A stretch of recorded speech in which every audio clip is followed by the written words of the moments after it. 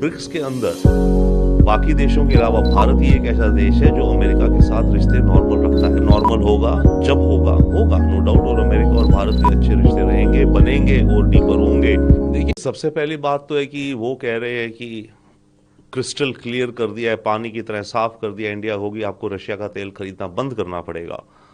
मेरे विचार से भारत ने भी उसी तरह से क्रिस्टल क्लियर पानी की तरह साफ कह दिया है अमेरिका को कि हम रशिया का तेल खरीदना बंद नहीं करेंगे।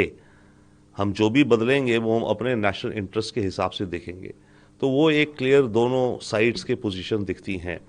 उसके अलावा सरगई गौर ने जो कहा बात, कई बात उन्होंने ऑब्वियस कही जो सच्चाई है, जो उन्हें पता है, दुनिया को पता है। ब्रिक्स के अंदर बाकी देशों के अलावा भारत ही एक ऐसा देश है जो अमेरिका के साथ रिश्ते नॉर्मल रखता है। बाकी ब्रिक्स के सारे देश एक तरह से कहें तो एंटी वेस्ट, एंटी अमेरिका हैं। अमेरिका को उसका महत्व पता है, but at the same time America के जो एक्शन पॉलिसीज हैं अभी फिलहाल, आई थिंक उनसे भारत के साथ कुछ स्टॉर्म है रिश्तों में, थोड़ा बहुत तूफान तो आ रखा है। अब नया नॉर्मल होगा जब होगा नो डाउट। और अमेरिका और भारत के अच्छे रिश्ते रहेंगे, बनेंगे और डीपर होंगे। परंतु ये जो फिलहाल का एपिसोड है टैरिफ्स को लेकर के, इसकी यादगार लंबी रह जाएगी और भारतीय फॉरेन पॉलिसी को अमेरिका के रिश्तों को लेकर के ये हमेशा अब फैक्टर में रहेगा। अब जो नया नॉर्मल होगा भारत अमेरिकी रिश्तों का, वो पुराने नॉर्मल जैसा नहीं होगा।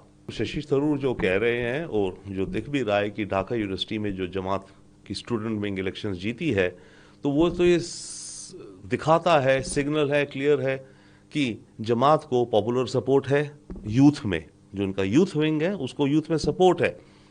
और ऑब्वियसली फिर जो आगे इलेक्शन होगी तो उसमें भी इसका मतलब यूथ जो है बांग्लादेश का काफ़ी एक अच्छा तबका, जो कॉलेज स्टूडेंट्स वाले हैं, वो शायद मेजॉरिटी जमात के सपोर्टर्स हैं, तो वो इलेक्शन को इम्पैक्ट करेंगे और उसका असर भारत पर भी होगा।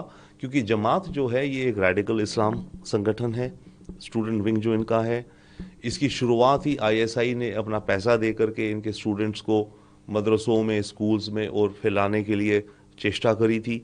तो इनकी आइडियोलॉजी आईएसआई से रिलेटेड है, पाकिस्तानी एजेंसी से रेडिकल इस्लाम को लेकर रिलेटेड है। तो इनका सत्ता में आना या इन्फ्लुएंस करना इलेक्शन को, उसका असर भारत पर तो पड़ेगा। इस समय के हालात काफ़ी अनसर्टेन हैं, बट जैसे डेफिनेटली यस, जो नेपाल का जेन जी कहलाता है, जेन जी माना जाता है उन बच्चों को जो कि मानिए सन 2000 या 2002 के बाद पैदा हुए हैं, नई सेंचुरी में पैदा हुए हैं, जेन जी हैं ये। तो नेपाल के जेन जी पॉलिटिकल प्रोसेस में करप्शन को लेकर के, जॉबलेसनेस नहीं होने के कारण और काफ़ी और मुद्दों के कारण बहुत बॉयल में आ गए।